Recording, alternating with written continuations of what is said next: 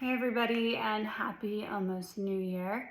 I thought I would talk today about a couple of different goal setting techniques, and maybe you're getting ready for a fresh start in a new year. A lot of people are.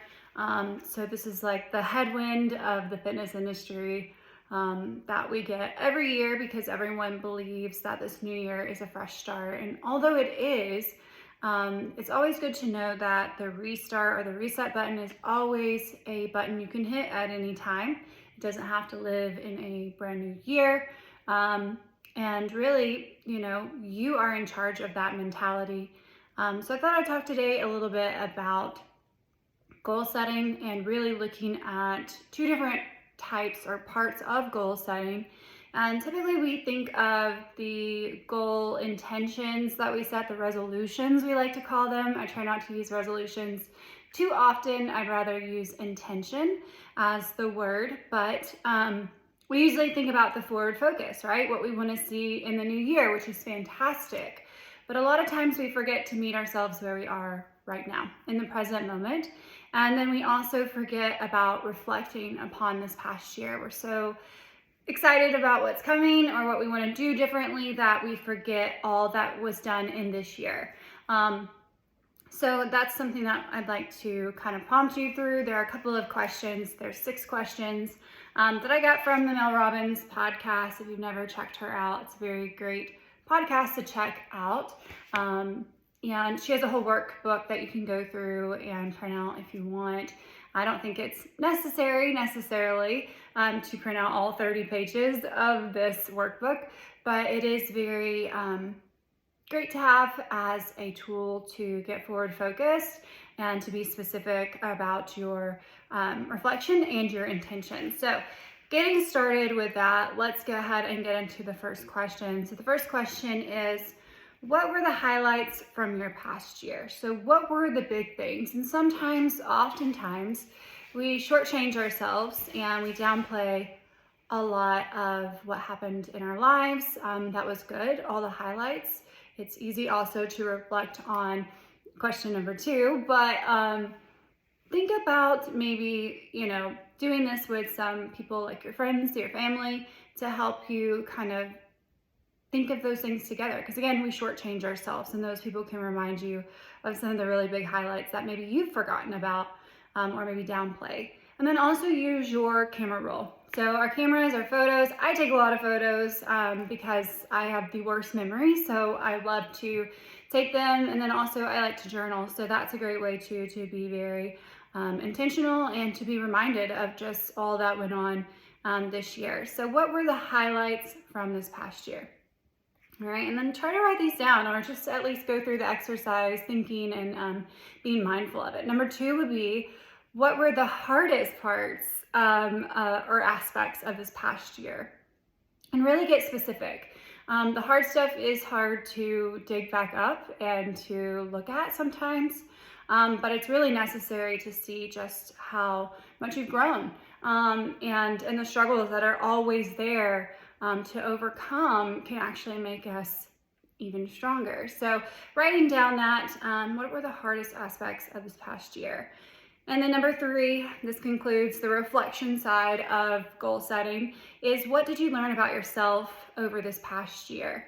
And if you need some subcategories for each of these 3 questions, you can have a health and wellness subcategory, a career and school, maybe money, finances part, relationships, love, friendship, that can be another subcategory of each, fun, happiness, purpose, spirituality, so things like that. So if you need a little more direction in each one of these questions, those are some things you can kind of add in between the lines to help you get more specific.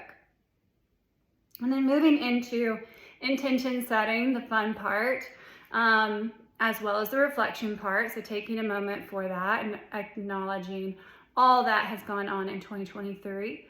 And this is kind of looking at goal setting a little differently than typical ways that we would think. I think the first year I really dove into the reflection side was in 2019. I took a trip to North Carolina, Max Patch, and did some overnight camping. there by myself. It was a journal, me, a headlamp, and a notepad. And I spent that whole night staying up, going through every entry of that year in 2019, and really set that moment to reflect in order to forward focus. And so that's the first time I did it, and it's been an annual kind of thing for me every year ever since. And I think it's really great to see all that came from that, all the grounding, and then just really purpose for the next year. So moving into questions 4 through 6, what are you going to stop in 2024? So what's something you're looking to stop? Maybe it's a bad habit. Maybe it's something that you continually have been trying to outgrow or to change your mind about, or whatever it is. What is something that you want to stop in 2024 and leave in 2023?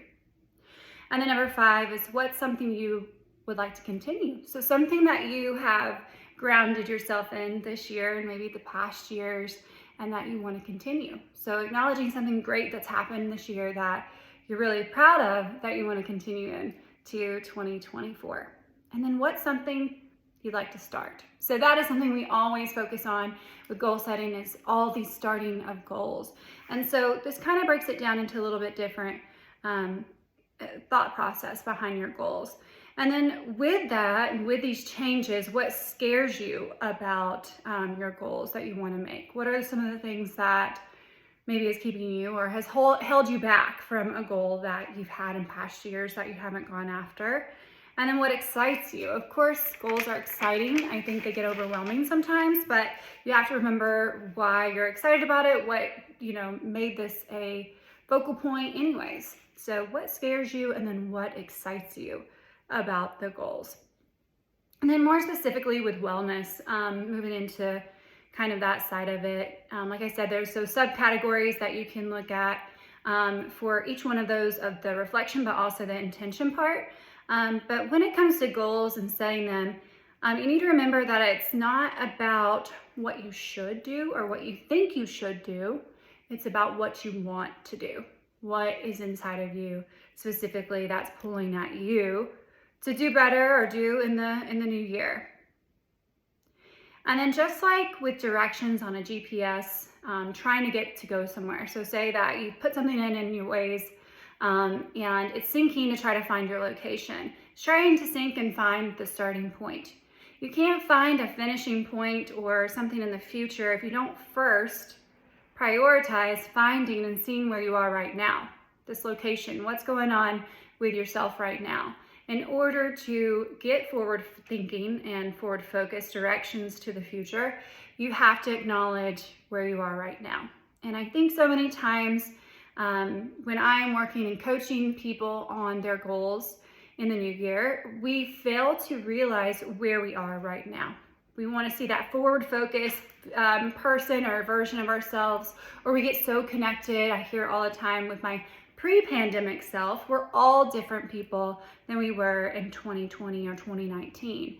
And so it's that failure to see exactly where we are that keeps people from going forward and not being real with themselves on where that starting point is. So making sure that you're really connected to the here and now. I'll give an example, like a client who wants to get a gym membership and they want to use it 5 days a week. So I asked them, okay, well, where are you at in the last 2 to 3, months? Not even the last 12 months, 2 to 3 months. And they'll say they haven't established a routine yet. They have, done some stretching here and there, but that's about it. And so when they come to me with a goal of 5 times a week at the gym, I tell them that's a great goal to have eventually. Let's remember where you're telling me that you are now, which is starting point, and that's great. So let's start with just simply walking. A lot of people fail to acknowledge how powerful it is just to move your body. So I have a workshop coming up about NEAT, non-exercise activity thermogenesis, and I have shared that a little bit about that topic before, but we have been sitting a lot, and that is one awful thing that we have seen with the pandemic, is continued continued sitting. And sitting is, as has been touted, as the new smoking, and it absolutely is. It is slowing down our metabolisms. It's higher risk of cardiovascular disease, metabolic disease, all kinds of risk factors, diabetes, metabolic disease, and several other things, cholesterol, blood pressure, all of those things. We sit all day long, whatever job it is you have. Maybe you get off that job if it is an active job, and we sit. We sit at the TV, we watch, we game, whatever it is. And so if you can find ways to be physically active, such as walking, and just start and build a 15 to 30 minute walk, maybe each day, or maybe that 5 days a week, you're starting walking, and then you build from there, and then get yourself into the gym once a week. That is more of a goal that is focused for that person. Again, it's acknowledging that starting point where I am. Yes, I have these ultimate goals that I want to do, but it is more realistic. So SMART goals, you're specific, it's measurable, it's attainable, it's realistic, and it's timely. So saying, hey, I want to be able to walk 5 days a week starting off for 15 to 30 minutes. Once I can get that, we're going to say within 6 weeks, I'd like to go to the gym at least once a week. If I hit once a week in the gym during the first 6 weeks when I'm really focused on walking, that's a bonus. So again, you set yourself up for success and not for failure or something that's not attainable to the version of you right now. Does that mean that you're settling for right now version? No. It means that you are meeting yourself where you're at and you're forward focused with specifics that are going to help you get there. So often, again, people set up these big, high expectations of perfection when it comes to goals. And we have to remember we're human. We're not perfect. There is no perfect version. And even when you think it's perfect, you're attaining, trying to get even more. So it's important to know that, every week's going to look different, and that if you can start with the smaller goals, that's going to be even better to empower you towards those bigger and more long-term goals. So again, with goal setting, you've got to get connected with your why. So why are you even going after these exercises or movement goals? What's the bigger picture for you? Is it total health? Is it to get your blood sugar down? Is it to get your blood pressure down or cholesterol, that you've maybe had a physical recently and it wasn't the greatest numbers that you got back from those biometrics? Maybe it is longevity. Maybe it is being around for your kids, being around for your grandkids. And maybe not just that, but having good quality of life, keeping up with your grandkids. And for people who are of the younger age, that can apply to you too. You have to be looking at the later version of yourself, not just this version that's here today and a-okay. Health is wealth, and when you don't have it, that's when things and priorities and perspectives shift. So thinking about what is your bigger why, to look good, to feel good, well, that will only get you so far. Try to find what that intrinsic motivator is, that deeper why, because that why is what's going to keep you moving forward when things get tough, when you've been derailed, when you've had a vacation or birthdays or whatever. That why is what is going to bring you back home to your to your ultimate goals and moving forward. And then also with goal setting, I think it's important to make sure that you are doing only 2 to 3 goals at a time. You can have ultimate goals, you can have goals throughout the year, however you want to set it up. But I think focusing on too many goals at one time is just overwhelming.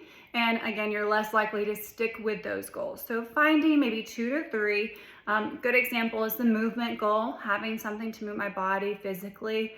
Another one would be, maybe eat more vegetables. That could be a nutrition side goal, and those two together will help with weight loss if that's your ultimate goal. And then maybe a third one would be sleep or stress management, more creativity, do more things that I love on the mental side that's relaxing and stress relieving, things of that sort. So have some goals and have them be very diverse in the types of goals that they are.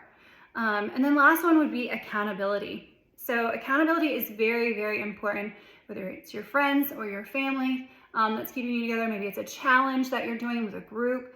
Something that I love to do, because I am a wellness coach, is to have a coach help you through that. It doesn't have to be a personal trainer, but wellness coaching is very, very important, to have someone who is a professional who is leading you through the next stages of your journey with your wellness, and getting you connected and walking you through these specifics on the goals that should be relevant for you, as well as being your cheerleader, and then giving you direction as each season of those goals, and as you obtain, how that can look and how that can change and progress you forward to your ultimate long-term goals. I have had 12, 13 years of experience in the wellness field, and that is something that I'm very excited to share, is that I am going to be looking to do more wellness coaching in the new year. It is remote. It is a little different than personal training. I still do personal training as well, but I have scaled that back a good bit. So if you're looking for accountability, if you're looking for more purpose and focus in this new year and with your wellness, I'd like to extend and let you know that those services are available for you. But you have my favorite quote from the Eagles is, "So oftentimes it happens, we live our lives in chains and we never even know we have a key." So you hold the key, whether you believe it or not. You are the key to your journey to change in the right direction, and you have everything you need to reach those destinations.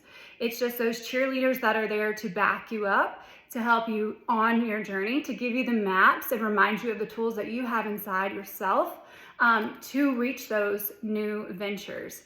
So again, if you have questions on anything goal setting wise, I'll give a couple of the questions down below in the caption, just so you can review them or do them on your own. But if you have questions about wellness coaching or any health topics specifically, feel free to shoot me a message in my DMs. Hope you guys enjoyed this session or learned a little bit more about direction into your new year. And I hope you all have a great new year. We'll see you in 2024.